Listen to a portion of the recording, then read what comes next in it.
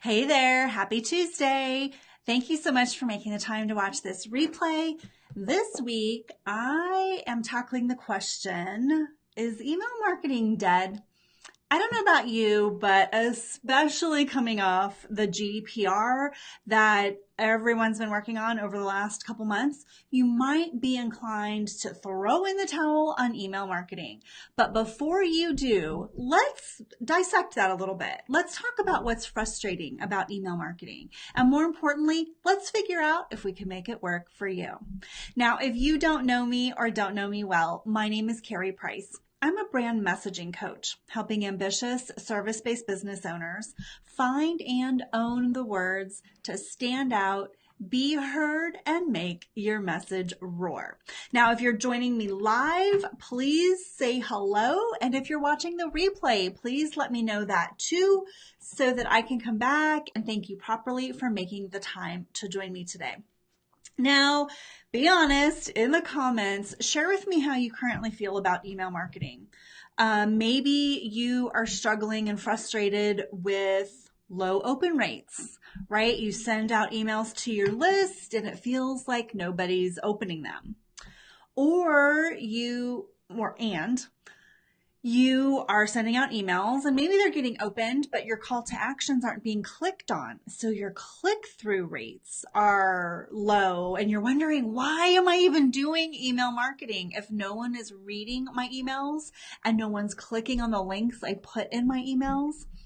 And then we've all just been undergoing all of these changes to think about for our email marketing because of GDPR. Now, I'm not going to get into GDPR today, and I'm clearly not a lawyer. So whatever you need to do or not do related to GDPR, please consult an attorney. But all of this might have some of you thinking, I'm done with email marketing. So many groups that I was in, where whether it was legal advice or technical advice how to implement around GDPR, I saw so many people commenting that it's just not worth it. This hassle is not worth trying to build a list and do any email marketing. If you feel that way too, let me know. I'd love to know because this is one of those things where marketing in general can be really frustrating. And then you go and layer on regulations and rules and it makes it even harder, right? But here's what I'd like to ask you to think about. Let's dissect those three big problems, three big frustrations that I just shared with you. Let's talk about open rates. You're sending emails out to your list and it feels like nobody's opening them, right? You're looking at your percentages depending on what email service provider you're using. They usually will give you open rates and click-through rates. And what the open rate means is what percentage of people that you sent to actually opened your email. So if you sent an email to 1,000 people and 100 people opened it, theoretically reading it, that's a 10% open rate. If 200 people out of 1,000 opened it and read it, that's a 20% open rate. Now, you might be thinking, oh my gosh, if I send out 1,000 emails and only 200 people actually open and read that, is it worth it? Well, a couple things to note. And you can you can Google this. But there's been reports that have been published about industry standard open rates or industry average. Let's call it industry average open rates. Hey, Sierra, so good to see you. Thanks for joining me live today. So there's a lot of reports that you can find about industry average open rates. And did you know that on average, a good open rate is about 15 to 18%. So when you're emailing 1,000 people, what that means is 150 to 180 people open it and hopefully read it, right?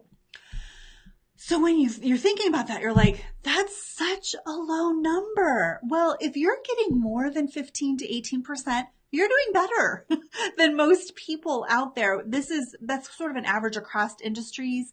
There are also breakdowns by industry that you can dive into to figure out, a number range that's more appropriate for your industry. But let's just use the across the board average. 15 to 18% is considered really good. If you're able to get 20 or 25%, that's excellent. Now that feels frustrating though, right? Like you do all this work to get 1,000 people on your list and only, less than 200 might actually open your emails. Well, I want to challenge you to think about what happens when you put out social media content. When you put out a post, how many people on your page see the post? How many people in your group see the post? Even in your own personal timeline, which, everyone says gets the highest numbers, how many people, what percentage of all the people that you're connected to in those platforms actually see the post in a way that you would know, right? So you normally only know that by engagement, right?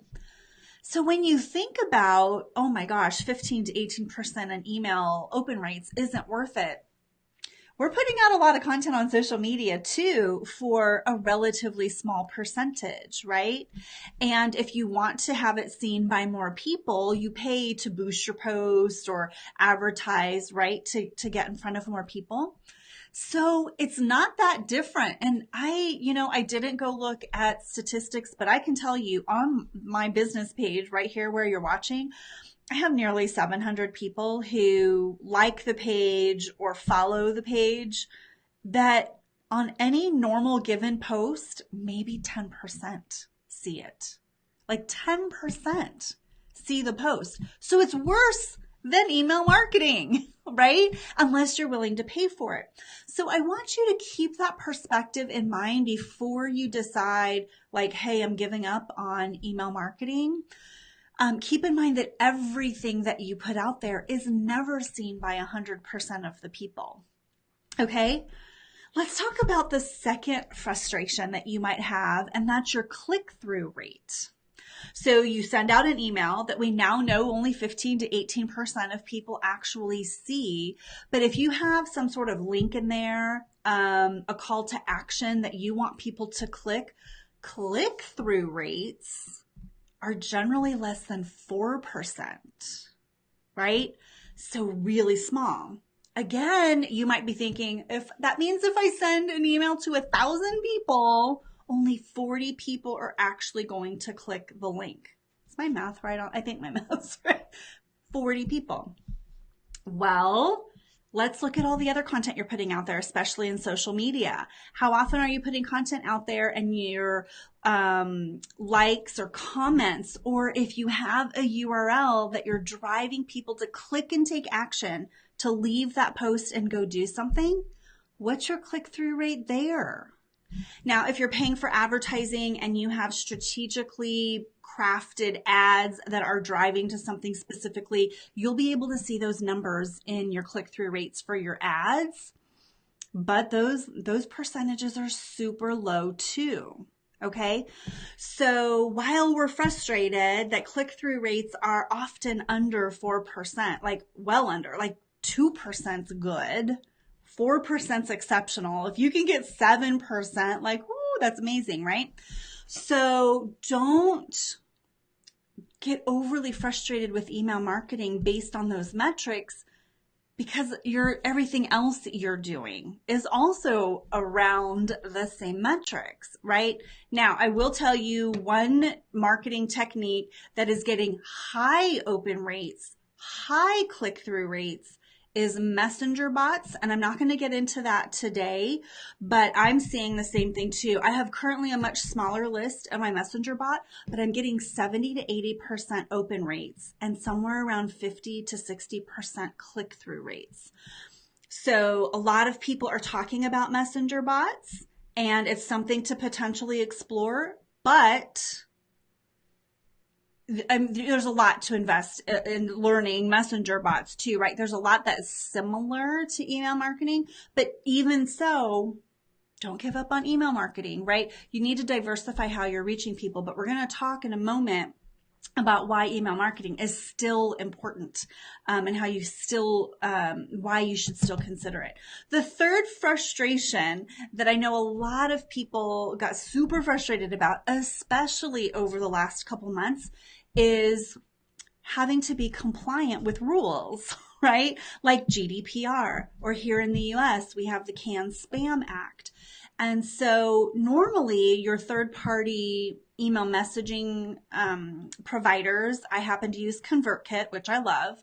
They help you with some of those things, right? They give you the technical ability to comply with those laws, but we still have to apply with, we still have to adhere to the laws, right? Now, as a consumer, I completely appreciate that there are laws to protect people from spamming me in my inbox and sending me stuff I don't want, right? Well, as business owners, we have a responsibility to do that too. And it's not a bad thing. And we're going to talk a little bit more about like attracting people to your list and who do you want on your list. But imagine that you get a whole bunch of people on your list, but you're kind of following tactics that doesn't give them the choice to get certain kinds of emails from you or not. Then they're just going to get annoyed by you, right? And they'll unsubscribe altogether, which is totally their choice. I mean, but don't give them a reason to unsubscribe, not because your content's not good, but they're unsubscribing because it's not relevant or relatable to them. Okay. So, and I want to remind you, we have rules to follow everywhere in our business. Facebook has terms of service. Now, not everybody follows them, but you run the risk of getting your account shut down or banned from your groups and things like that. Every platform, everything that you want to do, every marketing technique has some rules and guidelines to protect the consumer. Now, you are more than likely an honest, reputable business owner that is not out to scam anybody or spam them, but there are unfortunately people out there who do that. And so these regulations are put in place to protect the consumer. And I looked at the whole GDPR thing as an opportunity to shore up and make sure I'm giving people as much granular choice in what they want to receive from me as I can, and to respect that they're letting me in their inbox, right? Just like I adhere to the Facebook terms of service because I look at it as a platform that allows me to get my business in front of other people. No matter what marketing or advertising avenue you choose, there are guidelines to work within. And it's our responsibility to learn those or get help from somebody who's an expert in those to make sure that we're navigating that properly, right? So those three main areas that might have you really frustrated, if you just sort of step back from the emotional reaction that we all have to the low open rates, the tiny click-through rates, and the frustrations with GDPR and other regulations, realize that you can easily work around them and still make email marketing work for you. So why is it important? Why should you still use email marketing?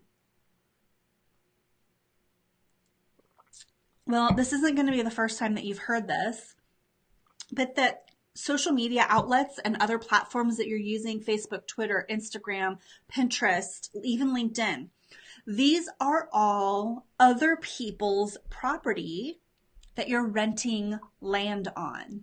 They are giving you permission and allowing you to show up and market your business on their property. Thank you, Danelle. I love my cup too.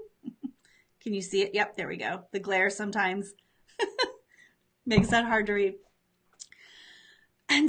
And so if you don't think that applies to you, by the way, that social media is like rented land, like whatever, I'm going to go all in on Facebook and I don't care if I violate the terms of service. Sometimes if you're not careful, you violate the terms of service and you don't even know why. I have personally known people to have their Facebook accounts completely shut down on them. And it's hard work to like go get that reinstated. You get banned and put into Facebook jail. I've seen people, that's happened to some of my clients, some people that I know personally, where they were banned from Facebook groups, including their own Facebook group that they manage, right? They're the admin of. And one of my friends recently got banned from her page. Like, she was not able to post on her page at all. And I don't even know for what length of time. And it's a reminder that you are operating on someone else's turf.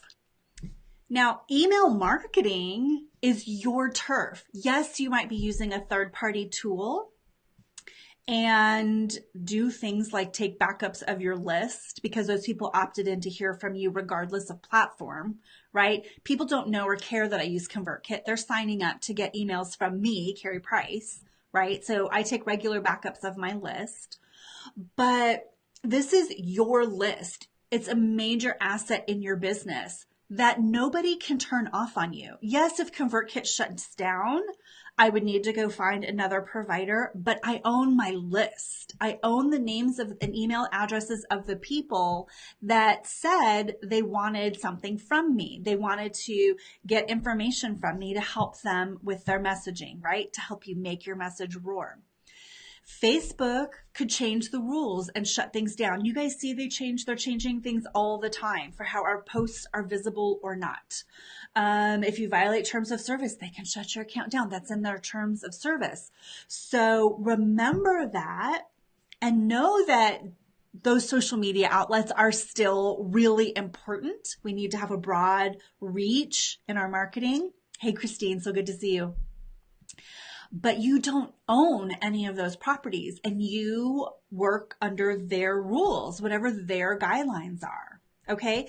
That's what makes email marketing still really important. And I sort of alluded to this already, but when people sign up to get on your list, they are saying they want to hear from you. Now, this is assuming you're in compliance with how people know what they're getting and, their rights to opt out. You have a right to opt out of anyone's email list too, right?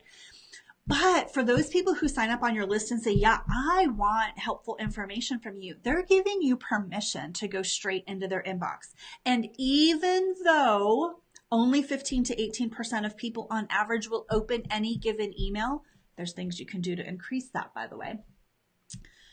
You still are able to get their attention a little more easily than on social media, where there are hundreds of thousands of people vying for their attention in the feed, right? Even if you're doing ads, there are so many people out there trying to get people's attention on social media. You are getting permission to go straight into their inbox. And no, they're not going to open every email. If they're compelling and you give them a reason to, you can increase your open rates. But they're giving you permission to say, yes, come share your information with me, right? Even if they follow you on social media, even if you like my page, Facebook doesn't show you everything. You can turn on notifications to see my stuff at the top of your feed, but Facebook controls whether or not you see the message I'm trying to get to you. There's nothing that stands in the way between me and your inbox if you opt in to ask for emails from me. The same thing is true for you reaching out to your audience via email.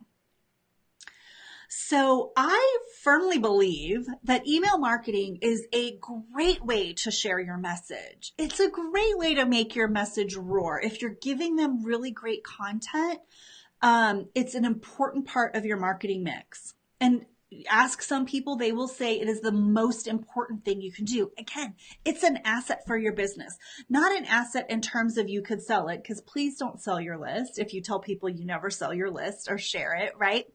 But it's an asset for you because these are people that you can reach out to at any given moment and share inspirational content, warm them up to want to know more about what it's like to work with you, and then ultimately make them an offer to want to work with you. Right? It's probably the most straightforward way to do that. It's so important. I'm actually dedicating the entire month of June to email marketing. So all of my Facebook Lives this month are going to be focused on different aspects of email marketing, because here's what you need to make email marketing work for you. You need to know how to attract the right people to your email list. We don't want just anyone signing up for stuff, right? Your friends signing up, your aunt, your uncle, your cousins. Adding people to the total number of subscribers doesn't help you if they're not the right people, because that affects your open rate. Right? You want people on your list who actually care to get information from you and are more inclined to open your emails. So you want to be able to attract the right people to your list.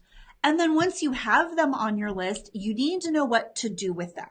You need to know how to share your message in a way that they care about, how to not oversaturate your list and burn them out, but to still make it work for you in your business so that you can warm them up and ultimately make them an offer. And over time, you're building know, like, and trust. So we're breaking all of that down this month, starting with next week's messaging mini class right here at 11 a.m. Eastern. I'm going to be breaking down for you how to get people on your list, and not just any people, how to get the right people on your list. So whether you're doing email marketing yet or not, I'm going to give you some really helpful information that's going to make your email marketing roar. Everyone's doing email marketing, or you should, but how do you make your email marketing relatable to your ideal client? How is it going to allow you to show up as one of a kind and not doing what everyone else is doing?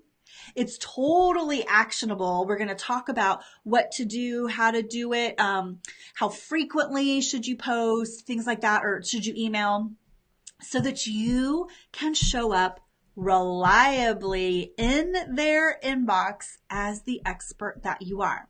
So that's going to be next week's topic. And again, the whole month of June, I'm breaking down the pieces to help you make email marketing super effective for your business. Now, if you have specific questions around email marketing that you would like to make sure that I cover, I want you to jump inside my free Facebook group, The Messaging Den. Just go to themessagingden.com or search for The Messaging Den right here on Facebook and look for the post with hashtag email marketing. That's where I'm collecting all of your questions, and I'm going to break it down across the next 3 weeks as I have the pieces of email marketing structured to answer those questions for you. So if you've got a question you've never known where to ask, you want to know how to make email marketing more effective for you, you want your email marketing to actually roar and increase those open rates. My open rates average 20 to 25%.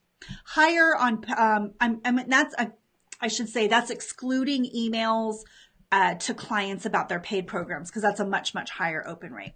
But to my main list, my email open rate is about 20 to 25%, which is higher than the industry average. So I'm going to be sharing with you my thoughts over the rest of this month to help you do the same. So again, hop into the Messaging Den, go to themessagingden.com, search for hashtag email marketing, and share with me all the questions that you have about email marketing. And I will work that in over the course of the month as we dive in deeper and break this down. Instead of me trying to cram all of that into one Facebook Live, we're going to take each piece and really dive in a little bit deeper. Hey, Sarah, so good to see you. Thanks for joining me. I'm just now wrapping it up.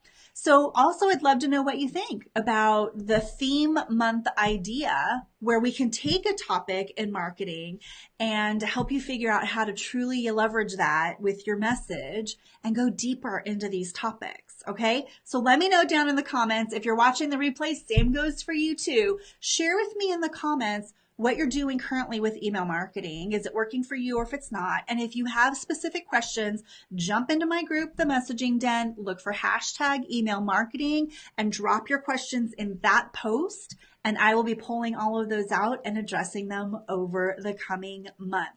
Christine says, can't wait, so needed. Awesome, Christine. I'm so glad that this topic's going to be helpful for you. Definitely let me know if you have specific questions that you want to make sure that I cover around email marketing so I can make sure to incorporate that for you. Okay, awesome. Love the theme month idea. Thank you. Appreciate that. All right, that's it for today. I will leave you with this. Don't give up on email marketing, even if it's been frustrating for you in the past. I've got you covered. We're going to break it down this month, help you make email marketing work for you so that your message gets heard by your ideal client and you can make your message roar. Sarah, I love your comment, by the way. Your email open rate is 30%. Fantastic, but it's not always turning into sales. We're going to talk about that too this month. All right. Until next week, where we're going to talk about how to attract people onto your list, not just anybody, the right people. I hope you guys have a wonderful week. Don't settle for sounding like everybody else. Make sure that you stand out, you get heard, make your message roar. Have a great day. Bye.